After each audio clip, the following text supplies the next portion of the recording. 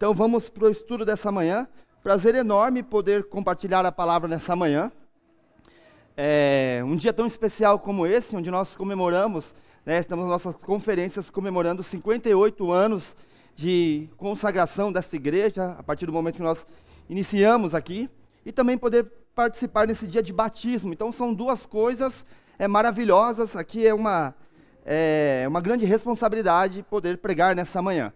Então assim, eu sou o terceiro pregador da série. É sempre bom ser o primeiro quando é uma conferência.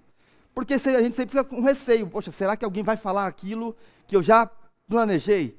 Então o que eu fiz? Eu pensei, é impossível alguém falar o que eu vou falar. Porque eu vou pregar o capítulo inteiro. Alguma coisa vai estar diferente, não tem como estar tudo igual. Então Hebreus capítulo 1, na verdade a gente vai olhar dos versos 2 a 14, mas eu lerei também o verso 1 para a gente contextualizar aqui. O nosso tema hoje é a supremacia do Rei Jesus.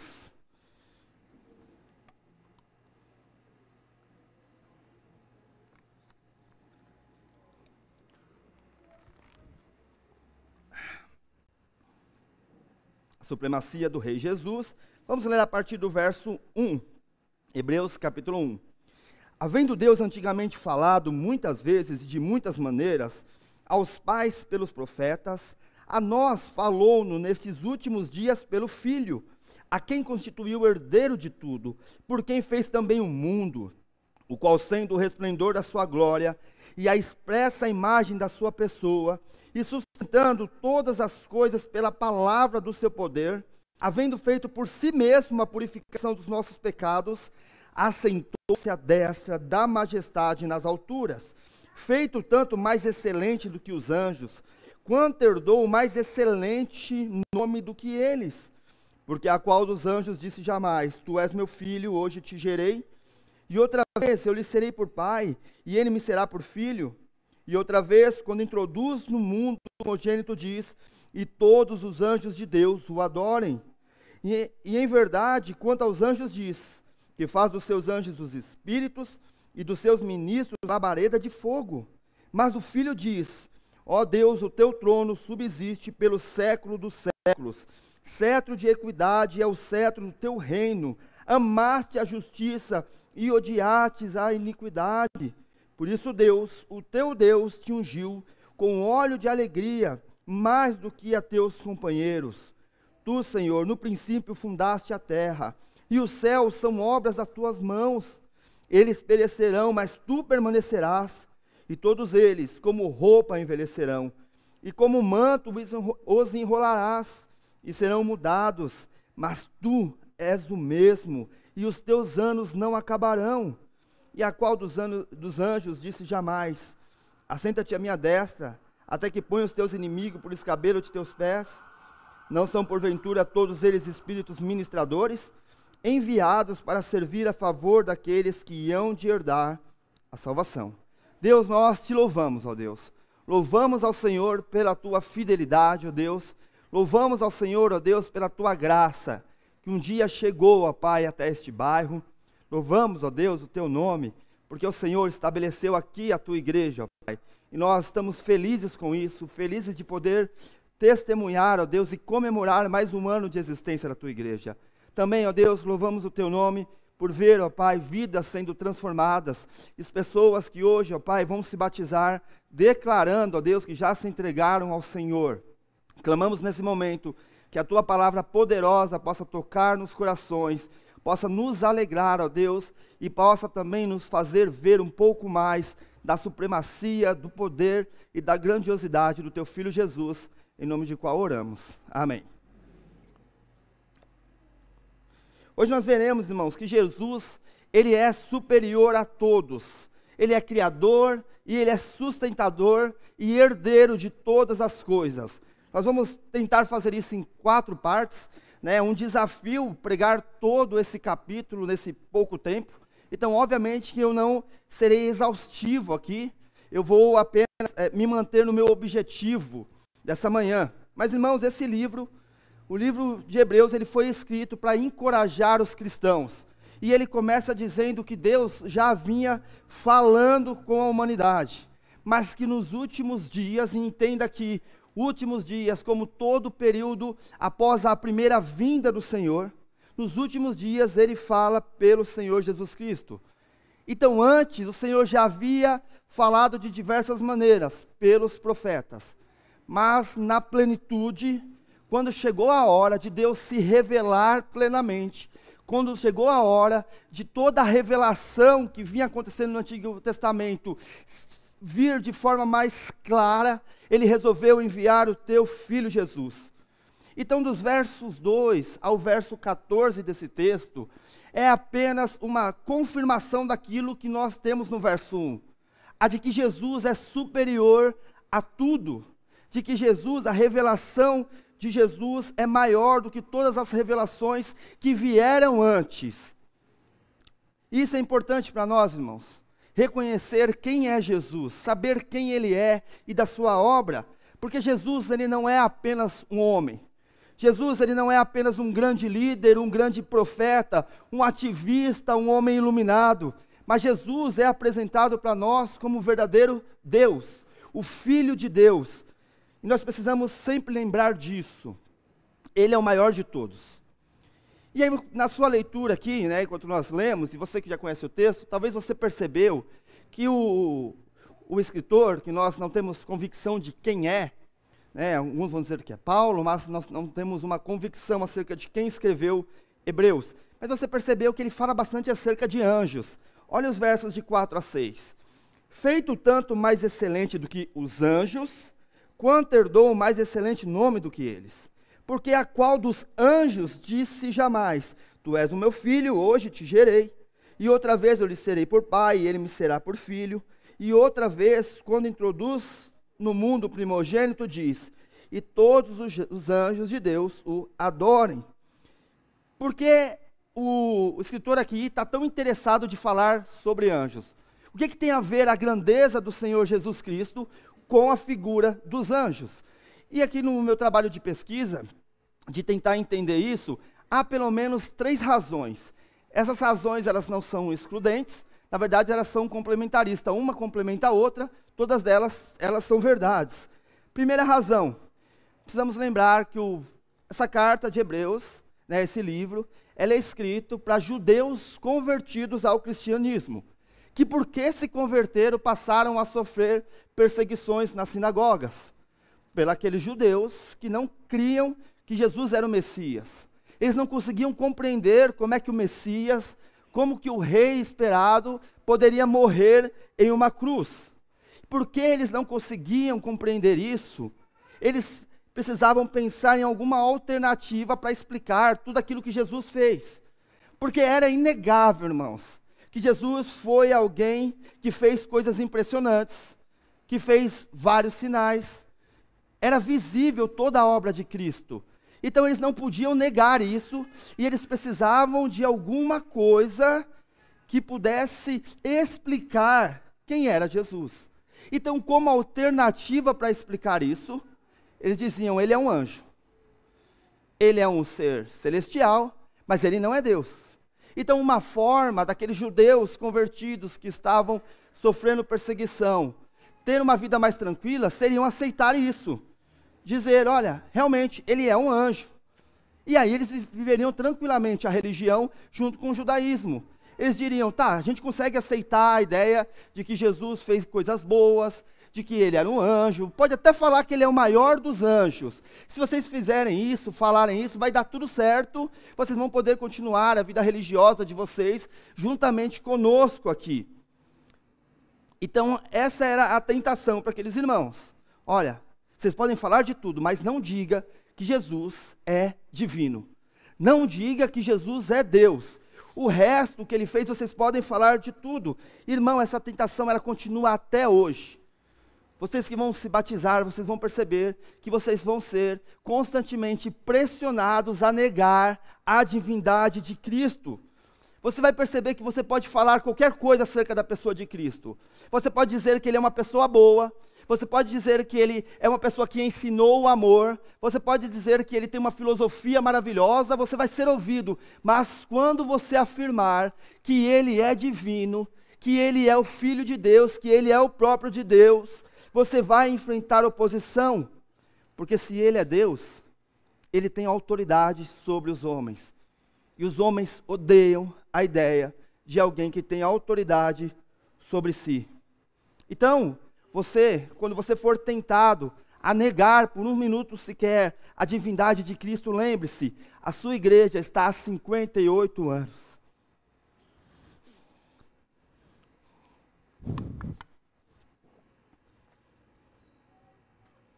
Pela graça de Cristo, sempre, fielmente anunciando a verdade de que Jesus, ele é Deus. Essa é a primeira razão pelo qual o escritor precisa explicar a esses homens convertidos acerca dos anjos. A segunda razão, irmãos, é o fascínio normal que se tem em relação aos anjos. Você percebe que todo mundo é meio fascinado com esse negócio de anjo. Você vai em qualquer livraria, seja cristão ou não, tem um espaço ali, né, não, Éder? Um espaço inteiro dedicado para falar de anjos. É um fascínio natural das pessoas. As pessoas têm curiosidade sobre isso. Na minha opinião, parece que não é uma curiosidade muito boa. A Bíblia não fala muito exaustivamente de anjos. O texto que mais fala sobre anjos é para falar que Jesus é supremo, é superior aos anjos. Então, por causa desse fascínio natural que as pessoas têm acerca dos anjos, o escritor precisava ensinar esses irmãos. Você vê por aí pastores que dizem que conversam com anjos. Tem todo esse tipo de coisa, gente que ora para anjo, e essas coisas não são bíblicas. Anjos são importantes sim, a Bíblia fala de milhares e milhares de anjos, mas anjos são criaturas, criados como nós fomos também. E anjos têm basicamente duas funções. A primeira, a função que todos nós temos, toda a criação tem, que é de adorar a Deus. Anjos são adoradores. A segunda função que um anjo tem é de ser mensageiros. Em momentos específicos da história, Deus utiliza anjos para trazer recado aos seus profetas, ao povo. E o verso 14 fala disso. Olha o verso 14 aí, do mesmo capítulo 1 de Hebreus. Não são, porventura, todos eles espíritos ministradores, enviados para servir a favor daqueles que hão de herdar a salvação? Os anjos estão a serviços dos salvos. Calma, irmãos, isso não quer dizer que você tenha um anjo da guarda, tá? Não é aquela ideia de eu tropecei e não caiu, obrigado, anjão, você me salvou aqui. Não é essa ideia do texto. Anjos são sim criaturas maravilhosas. O verso 7 fala disso. E em verdade, quanto aos anjos diz, que faz dos céus anjos espíritos e de seus ministradores labaredas de fogo. Fala do poder, como eles se apresentam. Anjos às vezes são assustadores, você sabe disso também. É comum nas escrituras, quando um anjo aparece, a primeira coisa que ele fala é não temas. Porque certamente se você visse um, você diria, agora acabou para mim, eu vou morrer aqui. E talvez esses irmãos convertidos, esses irmãos judeus que foram convertidos, talvez eles estavam fascinados com essa ideia de anjos, e eles precisavam ser corrigidos. O autor então precisa olhar para eles e dizer, coloquem seus olhos naquele que é superior aos anjos. Coloque o seu olhar naquele que é o Supremo Senhor. Coloque os seus olhos em Cristo. E por último, a terceira razão que eu encontrei para explicar por que o texto fala tanto dessa relação de Jesus e dos anjos, é porque esses homens, por causa da mediação, por causa de mediadores. Em suma, irmãos, todos os homens, eles têm uma ideia de que eles precisam de mediadores. Todo homem sabe que não dá para ir diante de Deus, ele precisa de um mediador. E anjos parecem um candidato ideal para isso. É óbvio, nós sabemos que não há outro mediador entre Deus e os homens senão a Cristo, nós sabemos disso. Mas anjos tinham essa importância toda para os hebreus. Era importante, eles são importantes porque, lembra, eles foram utilizados para levar a lei para Moisés. Eles foram mensageiros de Deus para transmitir a lei ao povo hebraico. Então eles têm um lugar importantíssimo. Então a preocupação dos hebreus é mostrar que Jesus ele é superior aos anjos. Porque nele, em Cristo Jesus, é inaugurado a nova aliança. Porque em Cristo Jesus é inaugurado o Novo Testamento. E aí, durante a leitura de Hebreus, você percebe, não foram nos profetas, não foram nos patriarcas, mas Cristo, ele é a suprema revelação de Deus. Esse foi o nosso primeiro ponto. Cristo revela a pessoa de Deus. Segundo ponto, Jesus Cristo é superior aos anjos e a todos, porque ele é o próprio Deus. Verso 3. O qual, sendo o resplendor da sua glória, e a expressa imagem da sua pessoa, e sustentando todas as coisas pela palavra do seu poder, havendo feito por si mesmo a purificação dos nossos pecados, assentou-se à destra da majestade nas alturas. Novamente, irmãos, muitos admiradores de Jesus têm grande dificuldade com a ideia de que Jesus, ele é divino, de que Jesus, ele é Deus. E o texto vai dizer para nós que ele é o resplendor, ele é a expressão, o resplendor da glória de Deus. O que quer dizer isso, irmãos? A ideia resplendor que está aqui, né?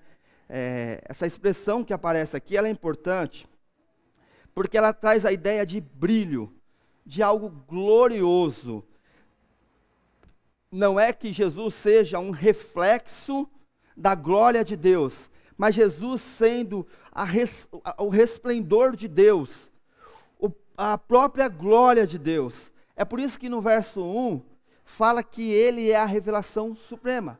Porque qual a melhor forma de trazer luz ao mundo que está escuro, se não por meio daquele que é a exata expressão da glória de Deus, o seu Filho Jesus. Que revelação poderia ser melhor e mais gloriosa para esse mundo, se não a revelação do próprio Deus explícita no seu Filho? Todos os profetas, eles falaram acerca da glória que viria, de momentos gloriosos que eles viram, mas Jesus, irmãos, ele é alguém que brilha a própria glória de Deus. E essa expressão também no verso 3, a exata do seu ser, que aparece aqui, é a ideia de você marcar uma moeda. Né? Quando você pega uma moeda aí, ela tem um rosto ali na moeda. Então, para você fazer aquilo, você precisa prensar algo sobre a moeda, né, no mesmo formato, para que você tenha ali aquela expressão, aquele rosto. Essa ideia da expressão exata do seu ser, a marca perfeita de Cristo, de Deus em Cristo. O que isso quer dizer, irmãos? Isso quer dizer que Jesus é a expressão exata de Deus. Tudo que o Pai é, o Filho é. O Filho apresenta exatamente aquilo que o Pai é. O que o texto está falando? Está falando da verdade da Trindade. Jesus é alguém que é tão Deus quanto o Pai, mas que é diferente do Pai. É alguém que é tão divino quanto Deus Pai, mas que não é a mesma pessoa que o Pai. Isso é a Trindade.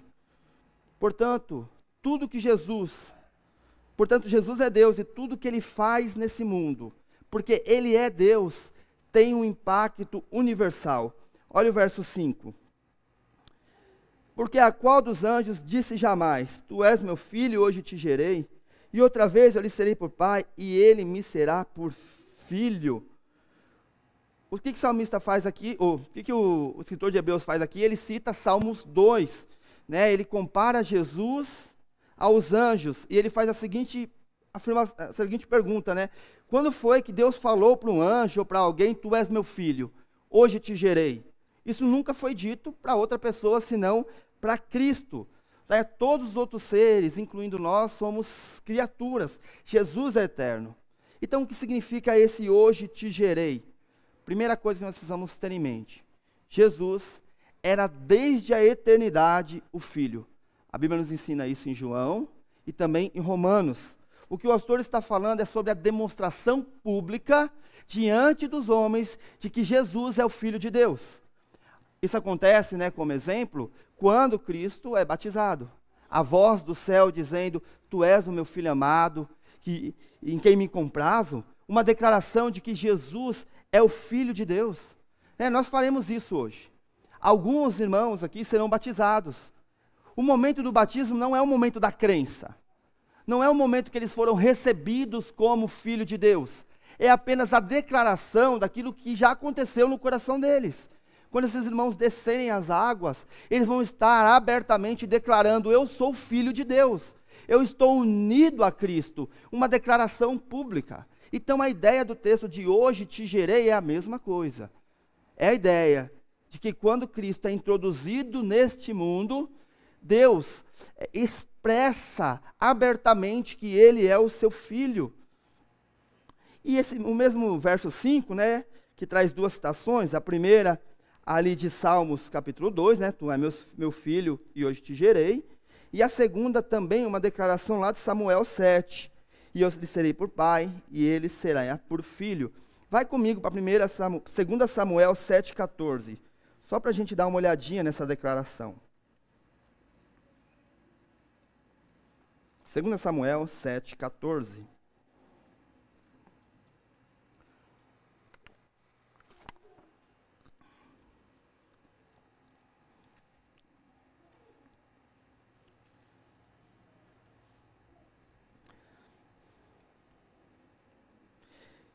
Achamos? E eu lhe serei por pai, e ele me será por filho. E se vier a transgredir, castigá-lo-ei com vara de homens e com açoites de filho de homens. Qual é a ocasião aqui, irmãos? O rei Davi, depois de ele ter conquistado diversas batalhas, diversas guerras, e ele está em paz, ele se dá conta que Deus estava, entre aspas, aqui, habitando em cabanas, em tendas, enquanto o rei Davi habitava em um palácio. Então o rei Davi, ele quer fazer um palácio para Deus. Então Deus, por meio do profeta Natã, vem até o rei Davi e fala, olha, você não vai construir, na verdade eu farei um palácio para mim, e ele faz uma aliança com Davi ali, dizendo para Davi de que a sua descendência, ela sempre estaria no trono de Israel, sempre seria habitada pela descendência de Davi. Essa promessa, ela se cumpre em duas etapas. Ela se cumpre parcialmente em Salomão, ele constrói o templo, ele se assenta no trono, mas ela se cumpre totalmente em Cristo.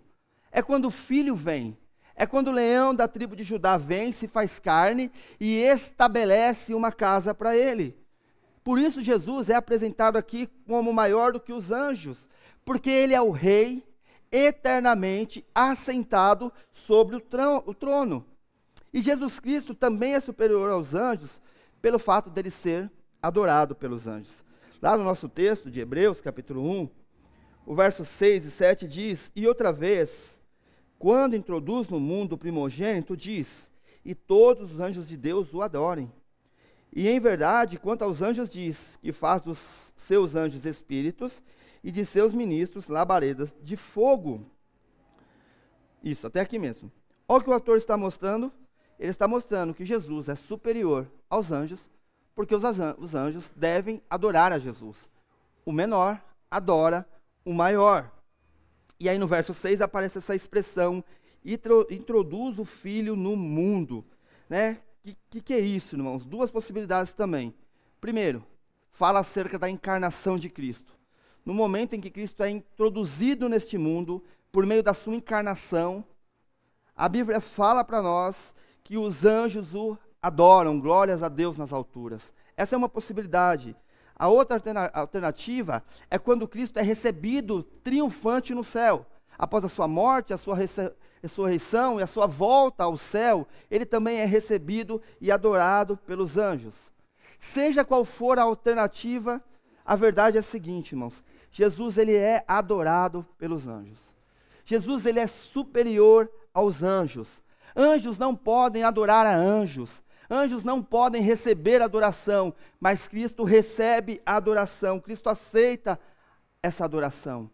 Essa é a segunda coisa que a gente precisava dar uma olhadinha hoje, é que Jesus é superior aos anjos, porque Ele é o próprio Deus. Mas Cristo não é superior aos anjos, e não é superior a todos, simplesmente por quem Ele é, mas também pelo que Ele faz. Olha só o verso 2. A quem constituiu o herdeiro de tudo, por quem fez também o mundo.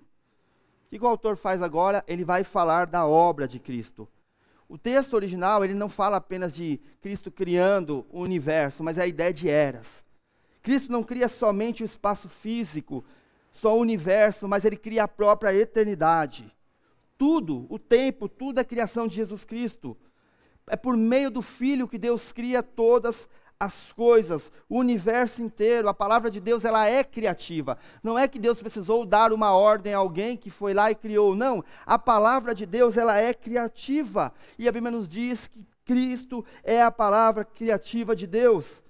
Agora pensa, irmãos, à luz de que Cristo é o supremo criador de tudo, à luz de que Cristo criou todas as coisas, o que é a sua encarnação?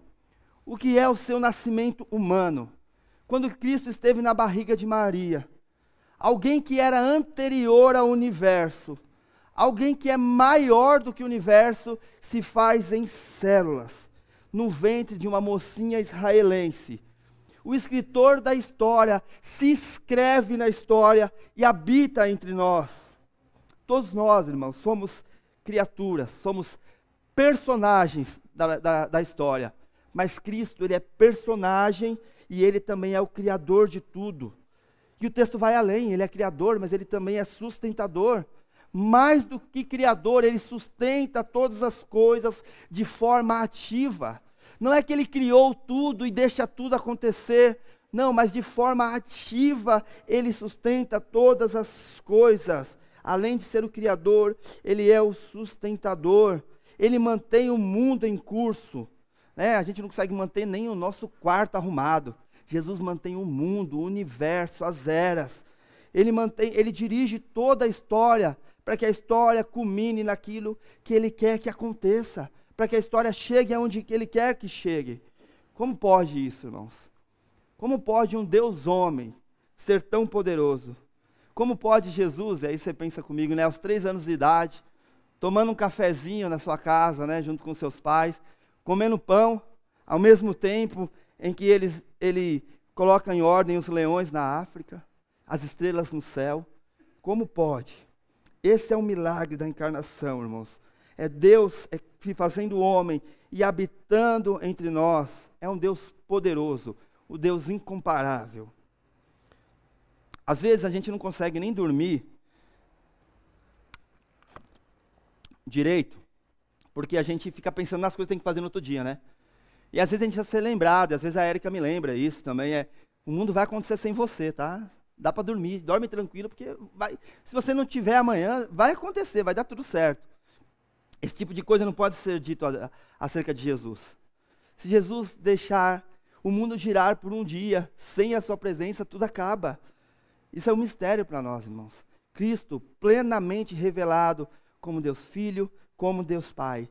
100% homem, 100% Deus, dormindo, comendo e ao mesmo tempo guiando o mundo. Esse é o nosso Criador e sustentador de todas as coisas. E aí o texto vai dizer que Ele é Criador, que Ele é sustentador, porque Ele existe antes de todas as coisas e que Ele jamais passará. Versos de 10 a 13.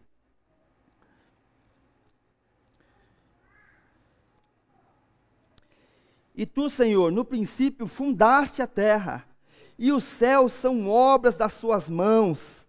Eles perecerão, mas tu permanecerás, e todos eles, como roupa, envelhecerão. E aí agora o autor ele vai citar Salmo 102. Vai lá comigo em Salmo 102 para você acompanhar essa citação importante.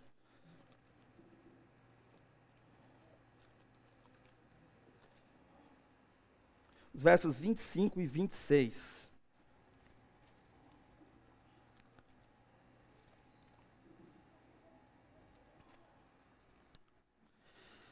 Desde a antiguidade fundaste a terra, e os céus são obras das suas mãos. Eles perecerão, mas tu permanecerás. Todos eles se envelhecerão como um vestido, como roupa os mudarás, e ficarão mudados. À tarde hoje, faz um exercício, pega na sua casa e lê todo o Salmo 102 para você entender melhor isso. Porque o que está acontecendo aqui, irmãos, é um salmista, ele está lamentando porque ele está percebendo, né, que a vida é breve, que as coisas passam rápido, que a vida tem prazo de validade. E ele vai percebendo que o mal, às vezes, parece que vai triunfar. E aí ele vê os seus inimigos pressionando eles e se alegrando perto dele. Então, quando ele está perto do desânimo, ele lembra da fidelidade de Deus, de como Deus é bom de geração em geração. E que no final das contas, Deus vai transformar todo esse mundo e vai nos dar uma eternidade. Esses salmos que a princípio, né, lá, ele é escrito falando de Deus. O salmista agora, o escritor de Hebreus agora, vai falar acerca de Jesus. É óbvio isso. O que ele está dizendo? Que Jesus é Deus. O salmista diz que o texto é sobre Deus. E agora vem o escritor de Hebreus e diz que é sobre Jesus. Cristo é o próprio Deus. Esse Deus, né, como a gente tem visto, que estabeleceu o fundamento da terra e que segue vivo. E aí o salmista vai expressar isso, que ele é eterno. Quando a gente pensa, quem é o homem, a pessoa mais velha desse mundo? Talvez você pense em uma chinesinha lá, 125 anos. Não, o homem, irmãos, mais velho desse mundo é Jesus Cristo. 2000 anos, mais de 2000 anos. E o texto diz que o mundo vai passar, as coisas vão passar, os poderes, os homens poderosos, os governos, eles vão passar, mas Cristo, ele continuará. E o que ele vai fazer? Ele vai pegar todas essas coisas e, como um manto velho, uma roupa velha, ele vai enrolar e vai substituir por uma nova. Essa é a ideia do texto. Sabe aquela roupa velha que tem lá no teu guarda-roupa? Que quando a sua mulher começa a olhar o guarda-roupa, ela vai te perguntar lá, posso jogar fora? Em casa é um pouco complicado, porque eu não gosto de jogar as coisas fora. E aí tem aquelas camisas da viagem missionária, irmãos. Lá das primeiras viagens. Não tem nem cor mais, o símbolo já sumiu. Fala, não, mas tem um carinho especial, não joga fora não. Ela fala, não, vai ter uma nova no que vem, você vai receber uma camisa nova, joga essa fora. Essa é a ideia. Ficou velha, não serve mais, vamos trocar. Essa é essa ideia do texto. Tudo nesse mundo passará, mas aqueles que estiverem unidos ao Cristo eterno, eles permanecerão. Eles vão receber um galardão, eles vão para o céu e receberão um corpo diferente. Não um corpo mais passível de estragar, de manchar, de se decompor, mas um corpo incorruptível. Porque Jesus, ele é o próprio Deus, irmãos, ele fez o universo, ele sustenta o universo e ele também prepara um lugar novo para nós. E se nós estivermos juntos a ele, nós gozaremos dessa eternidade. E assim a gente vai para o nosso último ponto. Aquilo que ele fez em nosso favor. Jesus Cristo é maior do que tudo, pois ele herda todas as coisas na sua obra redentora. Versos 2 e 3 novamente. A quem constituiu herdeiro de tudo, por quem fez também o mundo, o qual sendo o resplendor da sua glória, e a expressa imagem da sua pessoa, e sustentando todas as coisas pela palavra do seu poder, havendo feito por si mesmo a purificação dos nossos pecados, assentou-se à destra da majestade nas alturas. Veja a grandeza de Jesus. Perdão, irmãos. A grandeza de Jesus não é só porque ele criou todas as coisas. Não é só porque ele sustentou todas as coisas. Mas a grandeza de Jesus pode ser vista também na sua obra redentora. O texto nos fala que ele se tornou herdeiros. Que ele é herdeiro, que ele é superior aos anjos e que ele é herdeiro. E aí o verso 4, irmãos, traz uma ideia aqui também de que ele se tornou maior do que os anjos. Como assim ele se tornou maior que os anjos? Ele já não era maior do que os anjos? A ideia, irmãos, é que o Filho, na eternidade, antes da encarnação, Deus Todo-Poderoso, Deus Glorioso, é superior a tudo. Mas quando Deus Filho, no estado de humilhação, resolve vir a este mundo, a sua glória é escondida. A sua glória, ela é velada. Ela não pode ser tão percebida. Então, o estado de humilhação, as pancadas, o sofrimento de Jesus, dá uma aparência de que ele é menor do que os anjos. Só que Cristo, depois de terminar toda a sua obra, depois de morrer, depois de ressuscitar, ele se torna novamente, publicamente, superior aos anjos no seu estado de exaltação. Todos olham para ele e dizem, ele é superior aos anjos. Todos percebem o seu tamanho. Paulo explica isso, né? Não dá tempo de olhar, mas depois leia lá Atos 13, Paulo explica essa ideia de que tu é meu filho e hoje te gerei. Essa ideia do momento em que Cristo, ele morre, ele ressuscita e ele é assunto aos céus. E de maneira pública, ele é reconhecido como filho de Deus. E reconhecido como filho de Deus, ele tem direito à herança. A gente tem uma ideia de herança um pouco diferente, né, do mundo antigo. Hoje é assim, a gente tem algo guardado, a gente pensa, quando eu morrer, meu filho vai lá e ele usa dessa herança. Então não importa se ele vai merecer ou não, é dele, ele vai usar como ele quer. No mundo antigo não era assim. Para você receber a herança, você tinha que mostrar que você era digno daquela herança, que você usaria de forma correta.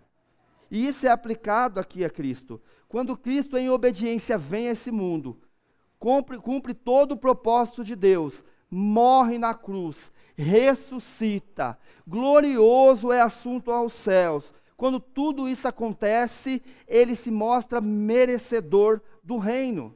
Ele recebe do Pai a herança, ele recebe do Pai a autoridade sobre todas as coisas, a autoridade sobre céus e terra, a autoridade sobre tudo.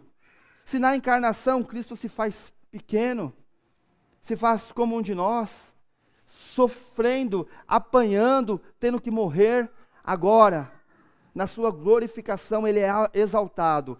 E ele recebe domínio sobre tudo, sobre todas as coisas, o Rei eterno. E o fato, irmãos, de Jesus ter encarnado e se humilhado, não diminui em nada a sua pessoa. Na verdade, faz com que ele seja ainda mais exaltado. Jesus cumpre totalmente sua missão. Ele faz aquilo que ninguém poderia fazer. Ele ressuscita por amor de nós. E tem mais. A Bíblia fala que ele está assentado ao lado direito do Pai, uma posição de autoridade, e que os seus inimigos serão derrotados. Olha o verso 13. E a qual dos anjos disse jamais, assenta-te à minha destra, até que ponha os teus inimigos por escabelo de teus pés? Não são porventura todos eles espíritos ministradores, enviados para servir a favor daqueles que hão de herdar a salvação? Ninguém ouviu isso do Pai um dia. Ninguém ouviu do Pai, senta ao meu lado, enquanto eu vou colocar os inimigos debaixo dos teus pés. Somente Cristo. Sabe quando a gente ouve aquelas notícias que deixam a gente de estômago embrulhado? Quando você ouve alguém falar sobre aborto, isso deixa o teu estômago embrulhado, você fica indignado com isso. Ou quando você assiste os jornais, e você olha e parece que o mal está triunfando, você olha e fala, não, parece que ser bandido nessa nação vale a pena. Está tudo dando certo para eles enquanto eu estou aqui. Sabe quando você vê isso? Sabe o final desses homens, de todos esses vilões? Eles estarão debaixo dos pés de Cristo. Seja qual vilão for, se não se unir a Cristo por meio da fé, ele estará debaixo dos pés de Cristo. Isso inclui o diabo? Inclui. Isso inclui a morte? Também inclui a morte. Todas as coisas, todos os seus inimigos debaixo dos pés de Cristo, porque ele domina sobre tudo, irmãos. Porque ele domina sobre todos. Porque ele é herdeiro de todas as coisas, ele recebe do Pai autoridade sobre todo o universo, sobre tudo, porque ele cumpriu a sua missão perfeitamente. A obra de Cristo, feita em nosso favor, faz com que ele receba essa herança eterna. Ele tem o direito de reinar, ele tem poder para reinar, ele tem domínio completo sobre todas as coisas, porque ele mostrou que ele é o rei digno. E de tudo isso que ele tem, irmãos, de tudo isso, tudo, das mais altas montanhas, até o ouro da coroa real, sabe? De tudo isso, daquilo que a gente nem sabe que tem no universo, mas a gente sabe que é dele. De tudo isso que ele tem, sabe o que ele tem de mais precioso? Efésios 1. Veja comigo. De tudo que o Senhor possui, olha o que Ele tem de mais precioso.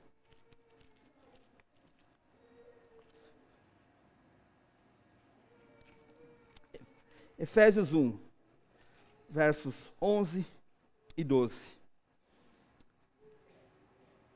Nele digo, em quem também fomos feito herança, havendo sido predestinados conforme o propósito daquele que fez todas as coisas, segundo o conselho da sua vontade, com o fim de sermos para louvor da sua glória, nós os que primeiro esperamos em Cristo. Nós, irmãos, nós somos a grande herança, o povo de Deus resgatado na cruz para a sua glória.